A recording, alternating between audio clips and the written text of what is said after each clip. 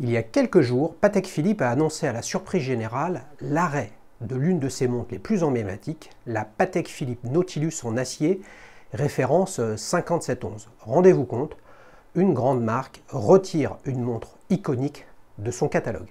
Ça m'a fait spontanément penser au film avec Fabrice Lucchini, Jean-Philippe. Et oui, Lucchini est un fan de Johnny Hallyday et suite à une soirée arrosée, il tombe dans les pommes et en se réveillant, Johnny Hallyday n'a jamais existé.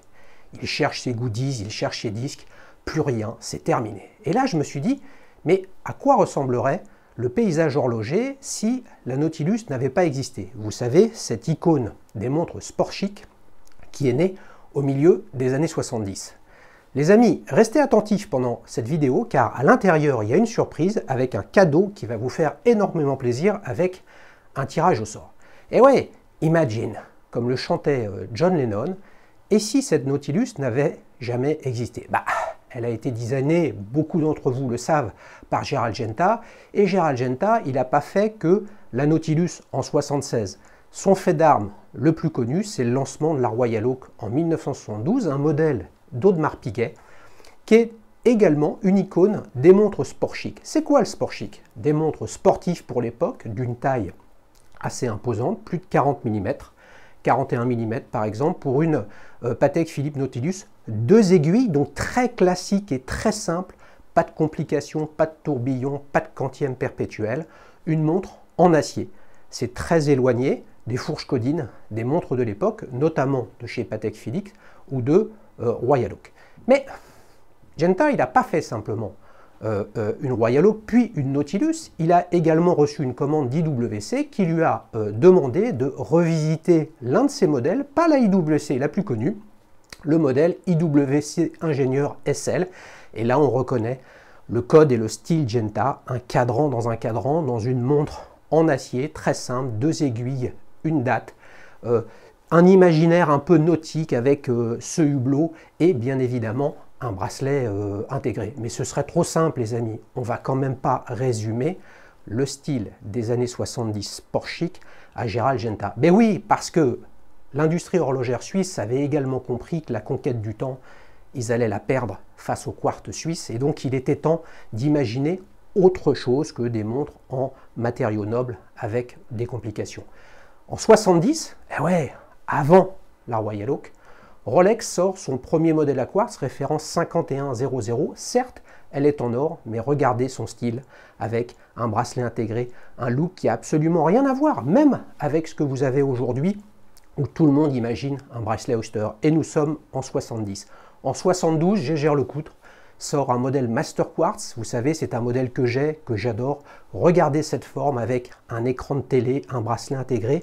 Encore un mouvement à quartz, cette fois-ci fabriqué par Gérard Perregaux. Mais c'est pas tout, les amis.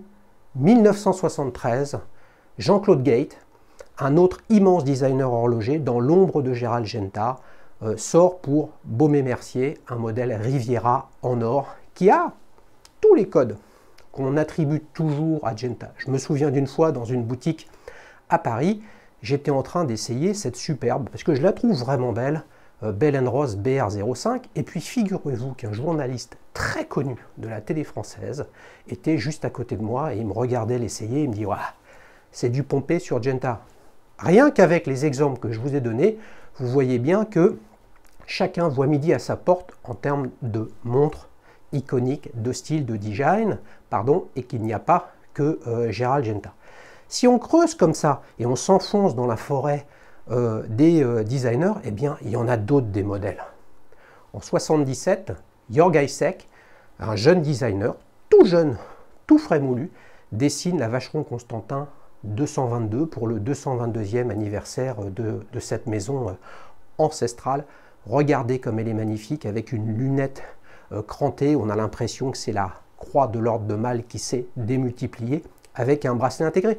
Elle est sortie à l'époque avec un mouvement mécanique et un autre automatique. Vous voyez, en quelques années, de 70 à 76, il y a eu énormément, c'est une époque fabuleuse de foisonnement de design, et aujourd'hui, on a le sentiment qu'on ne retient que la Nautilus et la Royal Oak. Mais quoi d'autre? D'autres marques ont relancé des modèles dernièrement issus de leur catalogue. Je pense bien évidemment à Hublot qui est allé déterrer ses premiers modèles Hublot MDM lancés en 1980, vous vous rendez compte, il y a 40 ans, et qui font un tabac. On aime ou on n'aime pas Hublot, c'est très décrié. La réalité, c'est que c'était absolument fabuleux comme relancement et qu'il y a énormément d'amateurs pour ce type de montre, fondamentalement issu de cette logique de bracelet intégré. Chopard, également, est allé déterrer son modèle Saint-Moritz pour lancer la Chopard Alpine Eagle avec ce superbe cadran bleu ou gris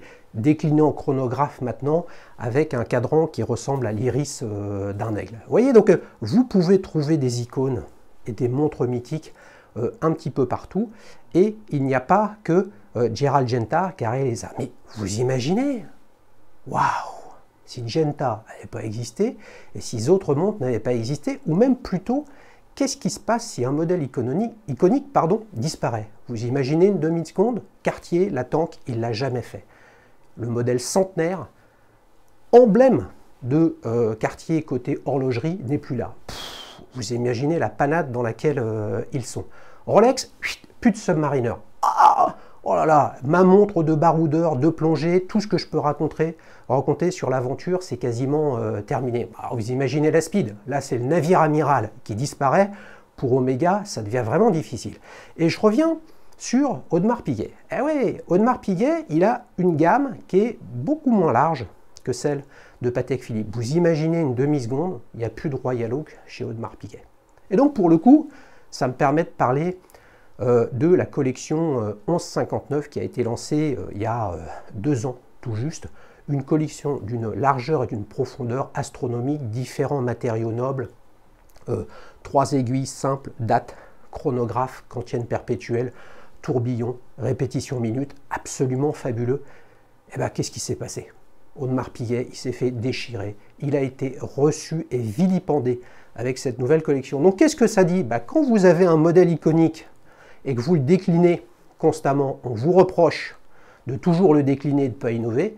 Et puis, quand vous innovez et vous refaites tout de fond en comble en gardant l'ADN, regardez la forme du boîtier de cette 1159, tout le travail qui a été fait sur le verre, c'est absolument fabuleux. Et pour autant, pour l'instant, ça ne marche pas. Et oui, c'est pas simple de se séparer d'une icône. Alors, qu'est-ce qu'on peut dire là-dessus avec cette Nautilus? Eh bien, ça fait 30 ans. Ça fait 30 ans exactement que l'industrie horlogère s'est renouvelée, finalement s'est relancée après le marasme du quartz, et on a été habitué à des dizaines, à des centaines de lancements. Certains modèles lancés il y a 30 ans, 20 ans, peut-être un jour, pourraient accéder, mais encore une fois, chacun voit midi à sa porte, au statut de modèle iconique d'une période, d'une époque. Je pense à la Chanel J12, lancée il y a 20 ans, en 2000 tout rond, avec le designer et directeur artistique de Chanel, Jacques Elleu, qui a fait un super boulot.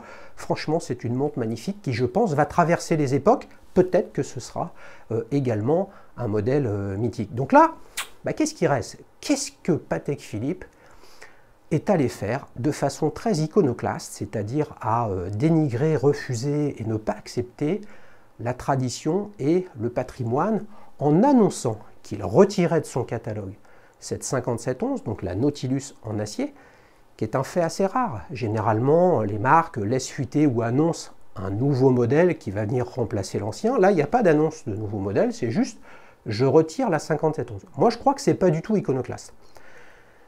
Patek Philippe a quasiment 200 ans d'histoire. La famille Stern est rentrée en 1932, a racheté la marque, la manufacture, la maison, presque centenaire.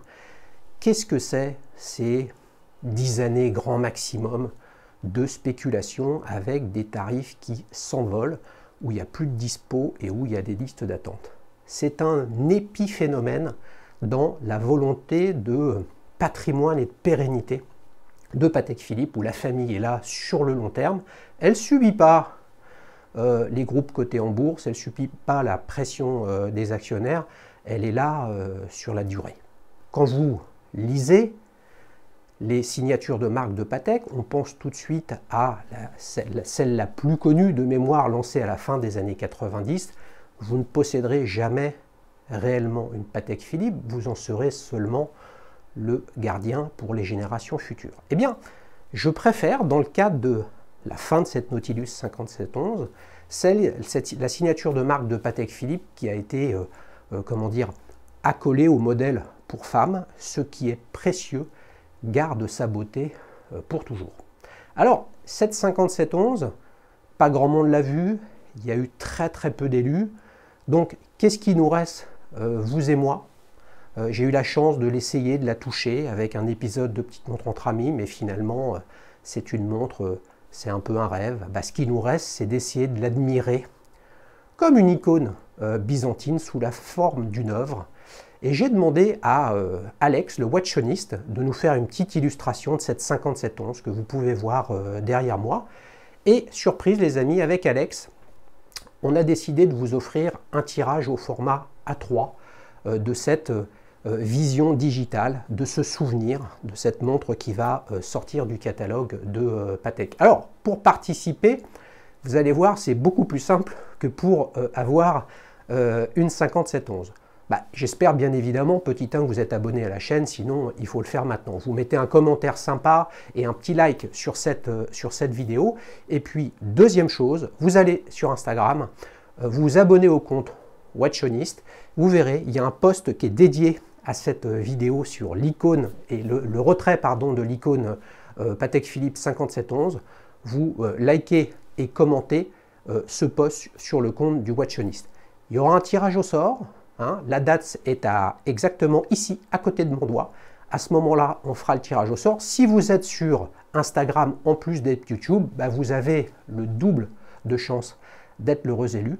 Et puis, vous pourrez vous souvenir de cette Nautilus en regardant cette œuvre. Est-ce qu'elle a réellement existé ou non?